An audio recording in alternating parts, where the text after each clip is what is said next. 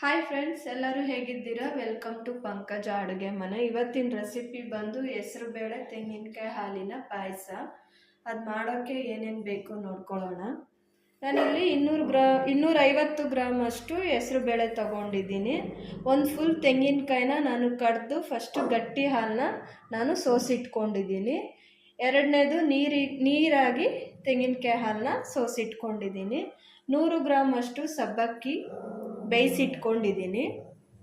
1 tea spoon ಏಲಕ್ಕಿ powder, 6 table spoon ಅಷ್ಟು ತುಪ್ಪ, 10ರಿಂದ 15 ಗೋಡಂಬಿ, 250 ಗ್ರಾಮ್ ಅಷ್ಟು ಬೆಲ್ಲ. ಸೊ ಈಗ ಮಾಡೋದು ಹೇಗೆ ನೋಡೋಣ. ಫಸ್ಟಿಗೆ ನೀರು ಕುದಿಲಿಕ್ಕೆ ಬಿಡೋಣ. ಈಗ ನಾನು 2 ಲೋಟ ನೀರು ಹಾಕಿದ್ದೀನಿ. ಈಗ ಕುದಿಲಿಕ್ಕೆ ಇಡ್ತಾ ಇದ್ದೀನಿ. 3 to 4 ಟೈಮ್ಸು ನೀಟಾಗಿ ವಾಶ್ ಮಾಡ್ಕೊಂಬರೋಣ. ಈಗ 3 to 4 ಟೈಮ್ಸು ವಾಶ್ ಮಾಡ್ಕೊಂಡು ಬಂದಿದ್ದೀನಿ. ಒಂದು ಬಾಣಲಿಗೆ 3 ಟೇಬಲ್ ಸ್ಪೂನ್ ಅಷ್ಟು ತುಪ್ಪ ಹಾಕ್ಕೊಳ್ಳೋಣ. ನಾನಿಲ್ಲಿ 3 ಟೇಬಲ್ ಸ್ಪೂನ್ ಅಷ್ಟು ತುಪ್ಪನ ಹಾಕ್ಕೊಂಡಿದ್ದೀನಿ. ಅದೇ ತುಪ್ಪಗೆ ತೊಳೆದಿಟ್ಟಿರುವಂಥ ಹೆಸರು ಬೇಳೆನ ಹಾಕೋತಾ ಇದ್ದೀನಿ. ಚೂರು ನೀರು ಇಲ್ದಿರಂಗೆ ಸೋಸ್ಕೋಬೇಕು.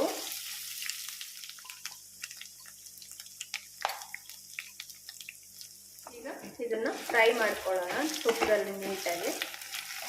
ಸ್ವಲ್ಪ ಬ್ರೌನ್ ಕಲರ್ ಬರೋ ಗಂಟ ನೀಟಾಗಿ ಫ್ರೈ ಮಾಡ್ಕೊಳ್ಳೋಣ.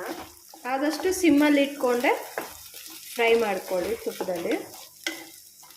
ನೋಡ್ತಿರ್ಬೋದು ಬ್ರೌನ್ ಕಲರ್ ಆಗಿದೆ. ಅದಕ್ಕೆ ಬಂದಾಗ ಸ್ಟವ್ನ ಆಫ್ ಮಾಡ್ಕೊಳ್ಳೋಣ.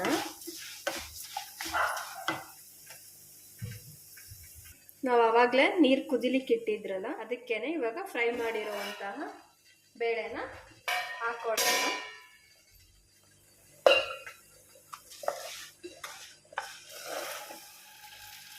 ಈಗ ಇದನ್ನು ಕುಕ್ ಆಗ್ಲಿಕ್ಕೆ ಬಿಡೋಣ. ಈಗ ಒಂದು ಪಾತ್ರೆಗೆ 1 ಲೋಟ ನೀರು ಹಾಕ್ಕೊಂಡಿದ್ದೀನಿ. ಅದಕ್ಕೇ ನಾನು ತೊಗೊಂಡಿರುವಂತಹ 1/4 kg ಬೆಲ್ಲನ ಆ್ಯಡ್ ಮಾಡ್ತಾ ಇದ್ದೀನಿ.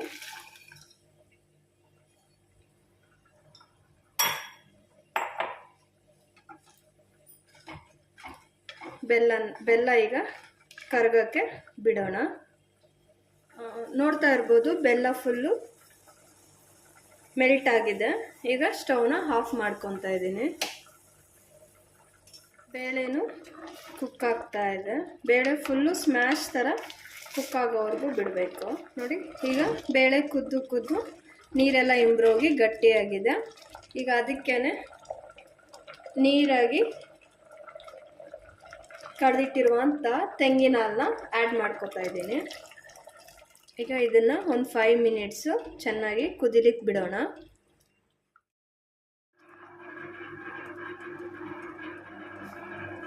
ನೋಡ್ತಾ ಇರ್ಬೋದು ಬೇಳೆ ಕುದೀತಾ ಇದೆ. ಈಗ ಇದಕ್ಕೆ ನಾವು ಬೇಯಿಸಿಟ್ಟಿರುವಂಥ ಸಬ್ಬಕ್ಕಿನ ಆ್ಯಡ್ ಮಾಡ್ತಾ ಇದ್ದೀನಿ. ಈಗ ಇದನ್ನು 5 ಮಿನಿಟ್ಸು ಕುಕ್ ಆಗಲಿಕ್ಕೆ ಬಿಡೋಣ.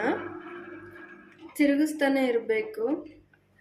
ಕೈ ಬಿಟ್ಟರೆ ತಳ ಅಂಟುತ್ತೆ ಅದರಿಂದ. ಈಗ ಇದಕ್ಕೆ ನಾವು ಬೆಲ್ಲದ ನೀರನ್ನ ಆ್ಯಡ್ ಮಾಡ್ಕೊಳ್ಳೋಣ.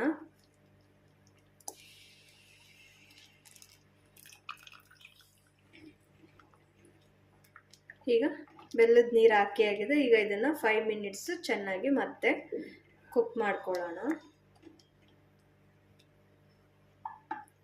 ಅದಕ್ಕೇ ನಾನಿಲ್ಲಿ 1 ಟೀ ಸ್ಪೂನು ಏಲಕ್ಕಿ ಪೌಡ್ರನ್ನ ಆ್ಯಡ್ ಮಾಡ್ತಾ ಇದ್ದೀನಿ.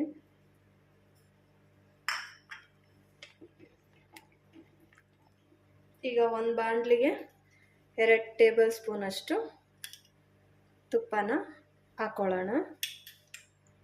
ಈಗ 2 ಟೇಬಲ್ ಸ್ಪೂನು ತುಪ್ಪ ಹಾಕ್ಕೊಂಡಿದ್ದೀನಿ. ಅದೇ ತುಪ್ಪಕ್ಕೆ ಗೋಡಂಬಿ 10ರಿಂದ 15 ಗೋಡಂಬಿನ ಫ್ರೈ ಮಾಡ್ಕೊಳ್ಳೋಣ. ಸ್ವಲ್ಪ ಬ್ರೌನ್ ಕಲರ್ ಬರೋ ಗಂಟ ತುಪ್ಪದಲ್ಲೇ ಫ್ರೈ ಮಾಡ್ಕೊಳ್ಳೋಣ. ನೋಡಿ ಈ ಥರ ಬ್ರೌನ್ ಕಲರ್ ಆದರೆ ಸಾಕು. ಈಗ ಇದನ್ನು ಒಂದು ಬೌಲ್ಗೆ ಹಾಕ್ಕೊಳ್ಳೋಣ. ನೋಡ್ತಿರ್ಬೋದು ಗಟ್ಟಿಯಾಗಿದೆ. ಈಗ ಇದನ್ನು ಆಫ್ ಮಾಡ್ಕೊಳ್ಳೋಣ. ಈಗ ಅದಕ್ಕೇ ನಾನು ಫಸ್ಟು ಕಡ್ದಿಟ್ಟಿರುವಂಥ ಗಟ್ಟಿ ತೆಂಗಿನ ಹಾಲನ್ನ ಹಾಕೋತಾ ಇದ್ದೀನಿ. ಜಸ್ಟ್ ಈಗ ಮಿಕ್ಸ್ ಮಾಡಿ ಬಿಡೋಣ. ಹುರಿದಿಟ್ಟಿರುವಂತಹ ಗೋಡಂಬಿನೂ ಆ್ಯಡ್ ಮಾಡ್ಕೊಳ್ಳೋಣ. ಚೆನ್ನಾಗಿ ಮಿಕ್ಸ್ ಮಾಡಿ ಕ್ಲೋಸ್ ಮಾಡಿ ಬಿಡೋಣ. ಹೆಸರುಬೇಳೆ ಪಾಯಸ ರೆಡಿಯಾಗಿದೆ. ನೀವು ಮನೇಲಿ ಮಾಡಿ ನೋಡಿ ಹೇಗಿದೆ ಅಂತ ಕಮೆಂಟ್ಸ್ ಮಾಡಿ. ಈಗ ಸರ್ವ್ ಮಾಡ್ಕೊಳ್ಳೋಣ. ಈಗ ಫಿನಿಶ್ ಆಗಿದೆ, ನೋಡ್ತಾ ಇರ್ಬೋದು. ಈಗ ಇದನ್ನು ಸರ್ವ್ ಮಾಡ್ಕೊಳ್ಳೋಣ.